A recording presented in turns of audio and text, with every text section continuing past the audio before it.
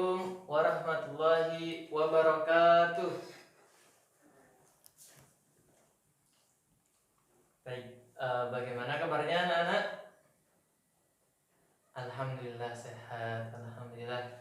Baik, sudah siap belajar untuk hari ini ya. Nah,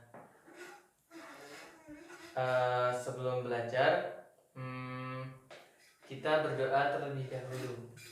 Silahkan ketua kelas Mas Amri Aditya memimpin doa. Bismillahirrahmanirrahim.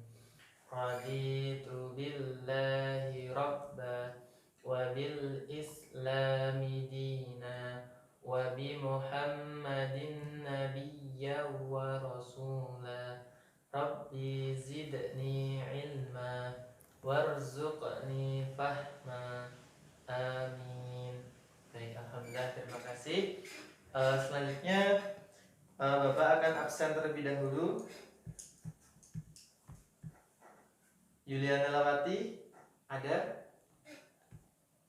Alfiana Diputra, Huda Kasnawi, Amri Aditya, Agatha Bayuita. Baik, berarti hari ini hadir semua ya. Alhamdulillah. Nah, baik. Pada pertemuan sebelumnya kita sudah sama-sama belajar tentang jual beli dalam Islam. Coba Bapak akan tes materi yang kemarin, rukun jual beli dalam Islam. Yang pertama apa kemarin, Mbak Agatha? Ya, harus ada penjual. Terus yang kedua, Mbak Dela? Ada pembeli. Selanjutnya, Mas Amri? Ada barang yang bisa dibelikan. Benar, tepat sekali. Terus setelah itu ada lagi yang coba katanya di belakang, coba Mas Labib. Nah, ada kesepakatan harga. Terus berikutnya Mas Huda, coba Mas Huda. Nah, ada serah terima barang. Baik, alhamdulillah, berarti anak-anak sudah belajar di rumah dan pada pertemuan selanjutnya anak-anak memang memperhatikan. Jadinya sampai sekarang masih paham, alhamdulillah. Nah, pada pertemuan kali ini kita akan sama-sama belajar tentang pinjam meminjam dalam Islam.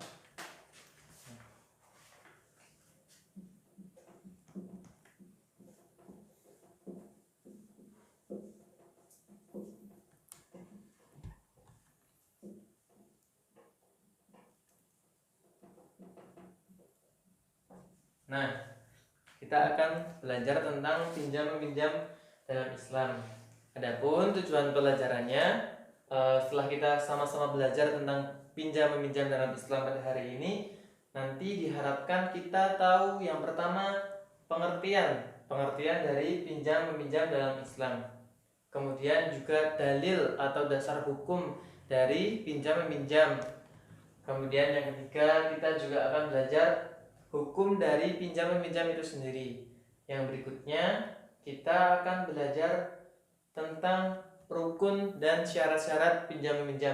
Pokoknya tentang ketentuan-ketentuan bagaimana pinjam meminjam dalam Islam itu seperti apa. Nah, jadi pokok bahasan yang akan kita pelajari hari ini yang pertama apa tadi? Pengertian.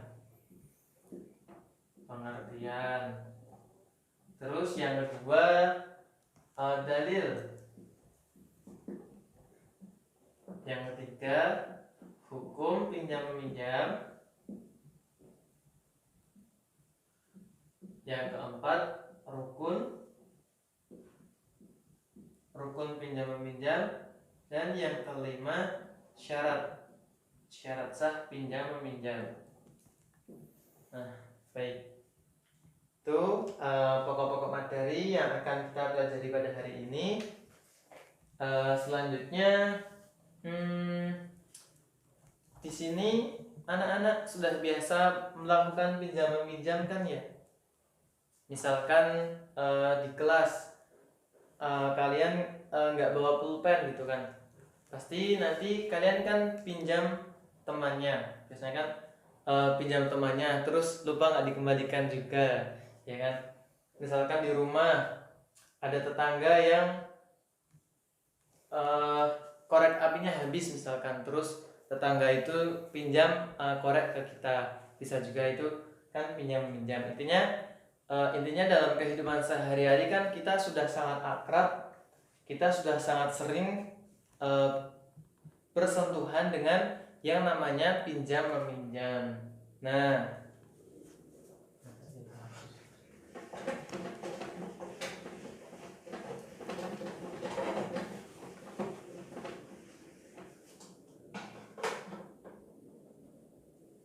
Tapi kira-kira anak-anak tahu nggak arti dari pinjam meminjam itu seperti apa? Kan kita kan sudah sering meminjam lah atau meminjami gitu kan. Tapi kira-kira anak-anak tahu nggak maksud dari pinjam meminjam itu seperti apa? Coba yang bisa ngatakan coba. Nah, pinjam itu berarti menggunakan barang milik orang lain, benar? Tuh, menggunakan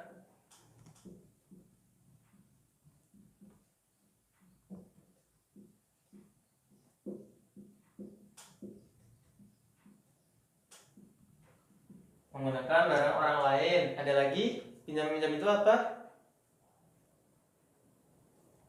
Nah, dikembalikan. Nah, kalau pinjam-pinjam pasti dikembalikan. Berarti kalau dikembalikan barang yang dipinjam sifatnya sementara kan ya, sementara. Jadi nggak dipinjam terus nggak dikembalikan, tapi cuma dipinjam untuk sementara waktu, terus nanti akan dikembalikan kepada pemiliknya. Jadi begini, pinjam meminjam itu maksudnya adalah menggunakan barang milik orang lain untuk sementara waktu dan nantinya akan kita kembalikan lagi, seperti itu. Untuk pengertian pinjam meminjam seperti itu. Jadi kita menggunakan atau memanfaatkan barang milik orang lain yang bukan milik kita gunakan sesuai keperluan kita, tapi itu hanya untuk sementara dan nanti kita akan mengembalikan ke yang punya. Untuk pengertian pinjam meminjam seperti itu. Pasti sudah jelas kan ya? Kira-kira ada yang perlu ditanyakan nggak dari pengertian pinjam meminjam? Tidak ada, cukup? Nah, selanjutnya untuk dalil dari pinjam meminjam yaitu adalah Al-Quran surat Al-Ma'idah ayat 2. Nah, ini adalah dalil atau dasar hukum dari ketentuan pinjam meminjam. Nah, silahkan Mas Amri silahkan dibaca untuk ayatnya, silahkan dibaca.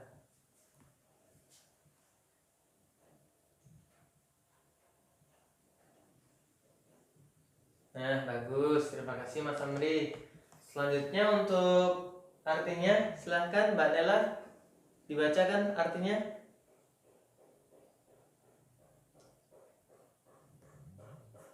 Iya, nah ya, terima kasih Mbak Nela. Nah, jadi dalil dari pinjam meminjam ini yang sudah dibacakan oleh Mas Amri dan Mbak Nela tadi, yang intinya adalah kita diperintahkan oleh Allah untuk saling tolong menolong dalam kebaikan. Nah, salah satu bentuk tolong menolong dalam kebaikan itu ya pinjam meminjam tadi. Tentunya barang yang dipinjamkan tidak boleh yang dilarang. Misalkan meminjam barang tapi yang berbahaya, kayak misalkan senjata tajam gitu kan. Nah, itu nggak boleh. Itu namanya bukan tolong menolong dalam kebaikan. Nah, seperti itu. Untuk dalilnya sudah paham kan surat Al-Maidah ayat 2. Nanti Bapak kasih tugas untuk dalil ini anak-anak hafalkan ya. Anak-anak hafalkan dalil ini surat Al-Maidah ayat 2. Besok minggu depan Bapak cek siapa yang sudah hafal, siapa yang belum hafal. Siap? Nah, kita sudah sama-sama belajar tentang pengertian pinjam meminjam dan juga dalil atau dasar hukumnya. Nah, sekarang Bapak akan bagi kalian menjadi 3 kelompok. Nanti masing-masing kelompok Bapak kasih tugas.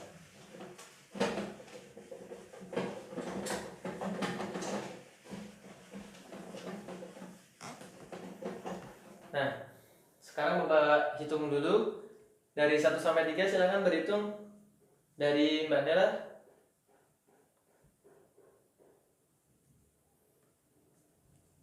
Ya.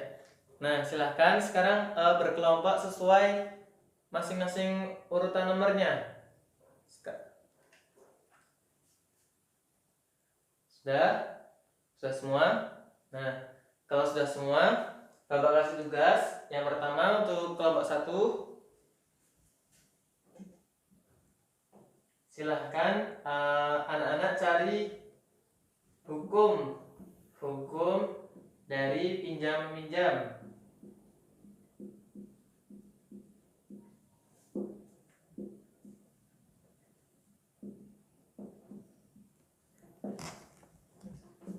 Untuk kelompok 2, silahkan teman-teman cari rukun pinjam meminjam ya. Kelompok 2 rukun pinjam meminjam.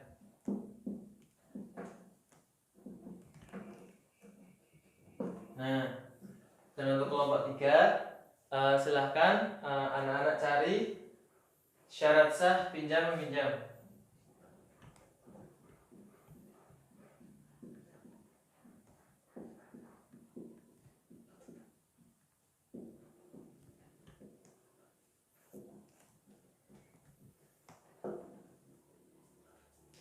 Ada pertanyaan mungkin? Nah, untuk materinya bisa anak-anak cari di buku paket halaman 128. Nah, di situ sudah lengkap tentang hukum, rukun, juga syarat pinjam meminjam. Nah, silahkan anak-anak diskusikan dengan teman sekelompoknya, kemudian nanti hasilnya ditulis di kertas dan salah satu perwakilan kelompok maju ke depan untuk mempresentasikan hasil diskusinya di depan. Bisa dipahami ya? Ya. Kelompok 1 ada kesulitan mungkin kelompok 1. Sudah sampai mana diskusinya? Ya, sip, bagus.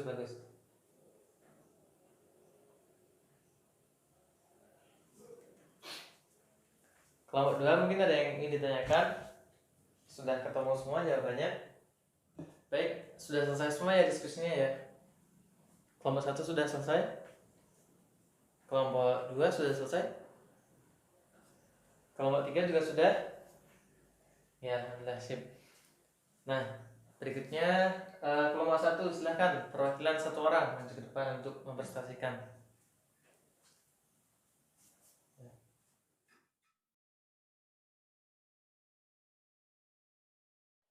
Ya, bagus sekali anak-anak sudah berani menjelaskan dari hukum pinjam meminjam, rukun pinjam meminjam, juga syarat sah pinjam meminjam. Nah, bagus sekali tadi sudah dijelaskan dengan sangat detail, dengan sangat jelas. Mungkin ada yang ingin ditanyakan dari hasil diskusi yang tadi. Ada yang ingin ditanyakan mungkin? Selanjutnya Bapak akan sedikit mengulang yang tadi sudah anak-anak presentasikan ke depan ya. Yang pertama, hukum pinjam meminjam. Tadi sudah dijelaskan hukum pinjam meminjam ini bisa jadi mubah atau boleh, bisa jadi sunnah, bisa jadi wajib, bisa jadi haram, tergantung dari keadaan atau manfaat dari pinjam meminjam tersebut. Apabila pinjam-meminjam tersebut nanti dapat menimbulkan kebaikan, bisa jadi itu wajib, bisa jadi itu sunnah. Tapi kalau justru menimbulkan keburukan, maka itu pinjam-meminjam menjadi haram untuk dilakukan. Jelas ya? Nah, terus untuk rukun pinjam-meminjam tadi sudah jelaskan. Yang pertama ada orang yang meminjam, yang kedua ada orang yang meminjami, terus yang ketiga ada barang, yang keempat ada batasan waktu, dan yang kelima ada ijab kabul. Jadi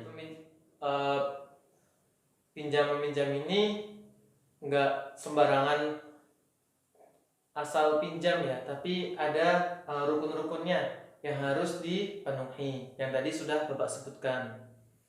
Nah, selanjutnya untuk syarat sah pinjam meminjam tadi juga sudah dijelaskan. Yang pertama tadi syarat sah untuk peminjamnya sendiri, yaitu yang pertama bisa memanfaatkan barangnya, terus menjaga barang dengan baik. Nah, terus syarat sah dari orang yang meminjami tadi juga barang itu harus miliknya sendiri. Terus syarat sah yang berikutnya tadi juga syarat barang itu sendiri. Syarat barang itu sendiri harus memiliki nilai kebaikan. Nah, sampai di sini ada yang ingin ditanyakan?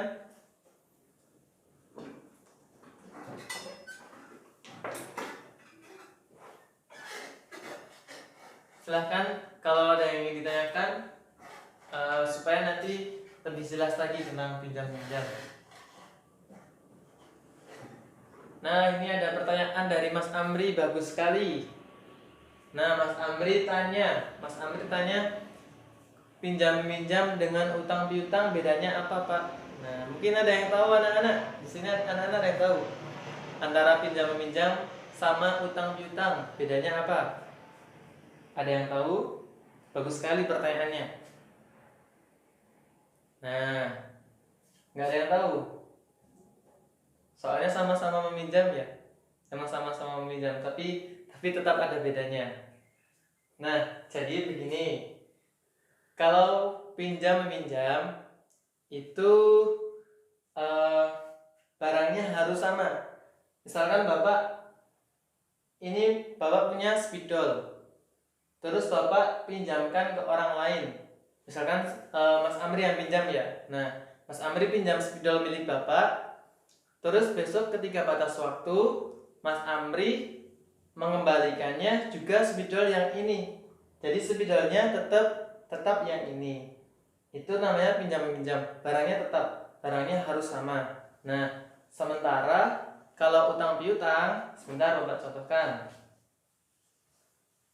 Nah, ini Bapak misalkan ada uang 5.000. Ini utang piutang. Misalkan kalau utang piutang, ini misalkan Mas Amri pinjam uang ini 5.000. Nah, ini kan uang 5.000. Terus uang ini Mas Amri gunakan untuk jajan atau beli keperluan yang lain misalkan. Besok Mas Amri mengembalikannya pasti bukan uang yang ini lagi. Meskipun jumlahnya sama-sama 5.000, tapi uangnya beda. Uangnya bukan uang yang kemarin Bapak pinjamkan ke Mas Amri. Itu namanya utang piutang. Untuk utang piutang besok akan kita bahas di pertemuan yang selanjutnya insyaallah. Sampai di sini jelas? Ya, bagus. Nah, selanjutnya untuk pinjam-pinjam ini ada catatan penting yang harus diperhatikan. Yang pertama, barang yang dipinjam harus dapat dimanfaatkan sebaik-baiknya dan tidak boleh melanggar ketentuan agama. Yang kedua, peminjam hendaknya tidak melampaui batas dari sesuatu yang dipersyaratkan orang yang meminjamkan. Yang ketiga, peminjam harus bisa merawat barang yang dipinjam dengan baik. Yang keempat, peminjam harus mengembalikan barang yang dipinjam sesuai batas waktu yang sudah ditentukan. Yang kelima, apabila orang yang meminjam ini tidak dapat mengembalikan pada batas waktu yang ditentukan, orang yang meminjam ini harus memberitahukan kepada orang yang dipinjaminya. Jadi harus ada komunikasi. Kalau misalkan kita sebagai peminjam belum dapat mengembalikan barang yang kita pinjam, pada waktu yang sudah ditentukan. Yang keenam, sebagai orang yang meminjamkan, hendaknya kita memberikan kelonggaran kepada orang yang meminjam, seperti itu. Sampai di sini jelas ya? Ada pertanyaan mungkin sebelum Bapak tutup? Sudah cukup?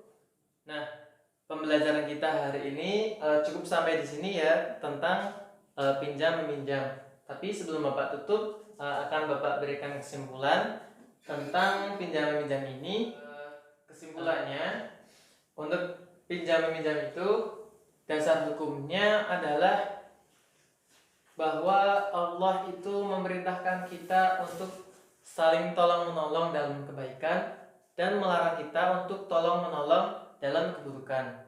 Nah, pinjam meminjam ini juga tidak bisa dilakukan secara asal, tapi ada rukun-rukun dan syarat sah yang harus dilakukan agar pinjam meminjam ini sesuai dengan syariat Islam yang sudah Allah tetapkan. Nah, cukup untuk pembelajaran hari ini, bisa kita cukupkan ya, bisa kita sudahi. Untuk minggu depan kita akan melanjutkan mempelajari tentang utang piutang seperti yang sudah tadi Bapak jelaskan. Hari ini kita mempelajari tentang pinjam meminjam, kemudian besok minggu depan kita akan mempelajari tentang utang piutang. Nah, Bapak kasih tugas kalian. Yang pertama tadi untuk menghafalkan dalil dari pinjam meminjam surat Al-Maidah ayat 2. Selanjutnya Bapak juga kasih tugas, silahkan nanti anak-anak merenungkan apa hikmah dibalik ketentuan pinjam meminjam ini. Nah, tadi hari ini kan yang sudah kita pelajari kan tentang pinjam meminjam. Nah, dari pinjam meminjam ini kira-kira hikmahnya apa dalam kehidupan kita sehari-hari? Bisa dimengerti ya? Nah, tugasnya silahkan anak-anak tulis di kertas, terus dikumpulkan di pertemuan yang selanjutnya. Ya, hari ini pembelajarannya bisa dicukupkan ya. Sudah tidak ada pertanyaan? Nah, ya. Kalau sudah cukup, marilah kita tutup pelajaran kita pada hari ini dengan membaca hamdalah bersama-sama. Alhamdulillahirabbil alamin. Kemudian Bapak tutup. Terima kasih. Wassalamualaikum warahmatullahi wabarakatuh.